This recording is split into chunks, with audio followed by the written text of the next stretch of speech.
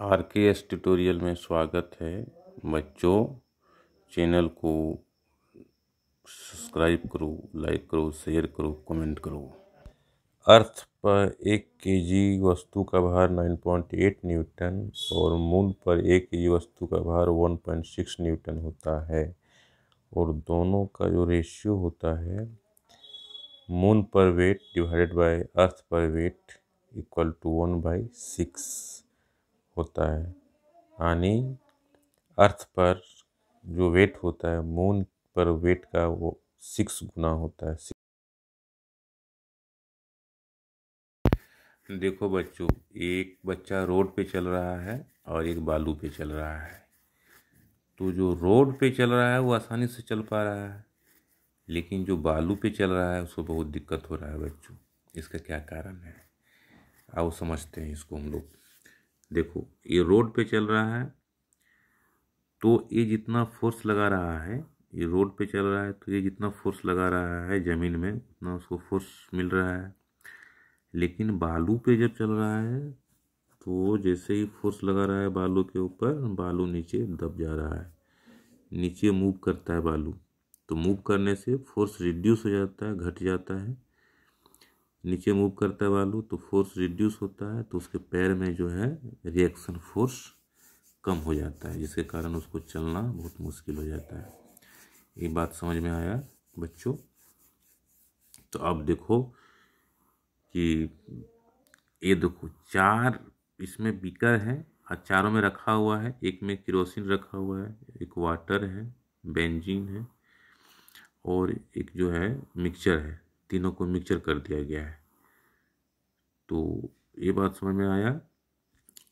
और क्या है कि तीनों को जो मिक्सचर कर दिया तो वाटर सबसे नीचे है, उसके बाद क्या है बीच में बेंजीन है और सबसे ऊपर क्या है केरोसिन है। इससे क्या पता चलता है कि जिसका डेंसिटी ज़्यादा है वो नीचे है और जो जिसका डेंसिटी कम है वो ऊपर है। यानी पानी से कम डेंसिटी बेंजीन का है और बेंजीन से कम डेंसिटी केरोसिन का है, तो वो सबसे ऊपर है। इस तरह अपना अरेंज हो गया डेंसिटी के हिसाब से। ये बात समझ में आया। अब नेक्स्ट देखो क्या है। देखो यहाँ पे एक कॉर्क है, एक कील है। तो कील क्या हुआ है, कील डूबा हुआ है पानी में। क्यों डूबा हुआ है? तो कील जो है, कील का डेंसिटी पानी से ज़्यादा है और कॉर्क का डेंसिटी पानी से कम है, तो कील डूब गया और कॉर्क तैर रहा है। तो ये बात समझ में आया। तो ये बात समझ में आया होगा बच्चों। अब हम लोग देखते हैं, देखो ये डेंसिटी का फार्मूला है। डेंसिटी इक्वल टू क्या है, मास पर यूनिट वॉल्यूम, यानी द्रव्यमान बटे आयतन। ये बात समझ में आया। ये हो गया डेंसिटी का फार्मूला, बहुत इम्पोर्टेंट है, इसको जो है नोट कर लेना है। तो ये बात समझ में आया, ये डेंसिटी का फार्मूला हो गया। अब हम लोग देखते हैं कि इसका एसआई यूनिट क्या है डेंसिटी का। तो डेंसिटी का एसआई यूनिट क्या है, केजी पर मीटर क्यूब। क्या इसका यूनिट है बच्चों? तो केजी पर मीटर क्यूब। ये देखो केजी पर मीटर क्यूब, इसको याद रख लेना है। केजी पर मीटर क्यूब इसका ऐसा यूनिट है डेंसिटी का। अब हम लोग देखते हैं बच्चों, टेबल देखते हैं। देखो टेबल में क्या है, कि टेबल में सबका डेंसिटी दिया हुआ है। तो सबसे ज़्यादा डेंसिटी इस टेबल में किसका है? देखो इस टेबल में मरकरी का दिया हुआ है। मरकरी का डेंसिटी इस टेबल में कितना दिया हुआ है? तो 13,600 केजी पर मीटर क्यूब। ये केजी पर मीटर क्यूब दिया हुआ है। और इसमें जो बच्चों सबका डेंसिटी दिया वाटर का देखो कितना, 1,000 केजी पर मीटर क्यूब। उसी तरह केरोसिन का दिया हुआ है 810 केजी पर मीटर क्यूब। उस तरह से देखो कॉर्क का दिया हुआ है, आयरन का दिया हुआ है। तो जिसका वाटर से डेंसिटी ज़्यादा है वो वाटर से भारी है और जिसका वाटर से कम है वो वाटर से हल्का है। तो ये बात समझ में आ रहा है।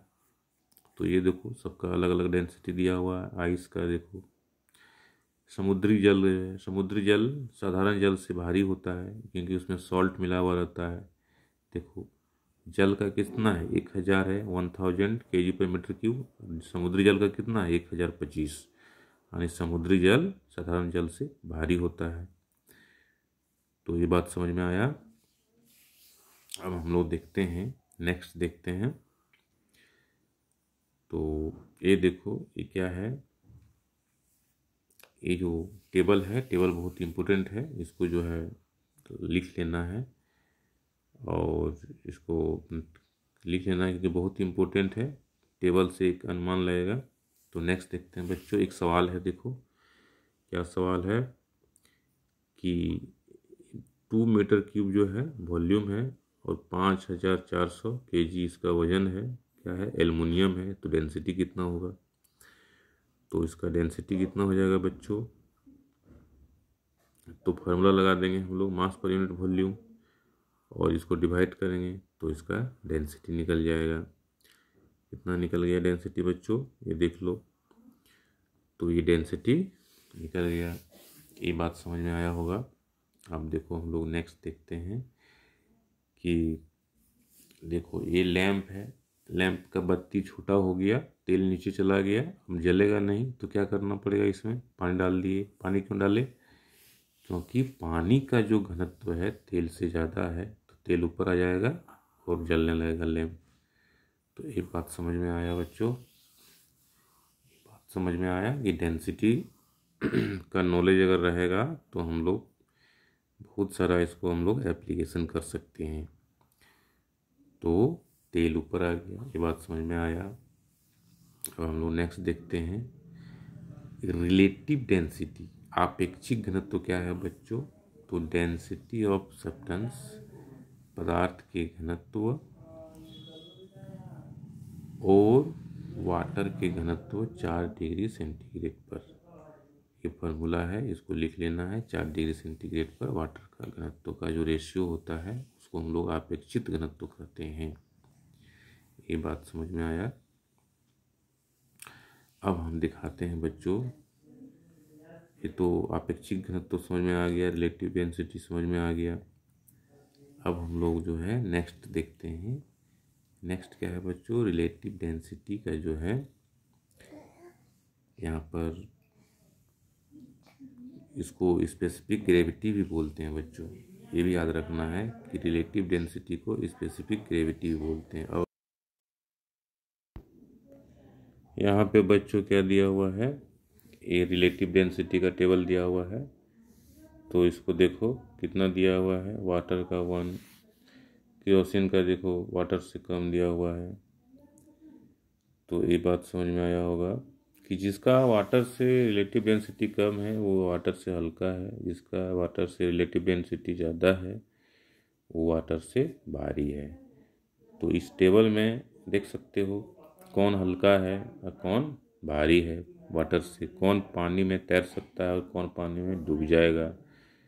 तो इसके रिलेटिव डेंसिटी से हम लोग पता कर सकते हैं। देखो एल्युमिनियम देखो भारी है, ये मरकरी भारी है, देखो आइस जो है हल्का है पानी से, समुद्री वाटर भारी है, वुड लकड़ी भारी है, अल्कोहल देखो हल्का है, गोल्ड तो बहुत भारी है।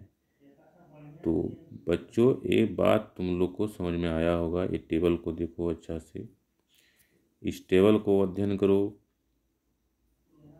ये देखो, इसके बाद नेक्स्ट हम लोग जो है ये टेबल को देख लो, नेक्स्ट वीडियो लेके आएंगे। धन्यवाद।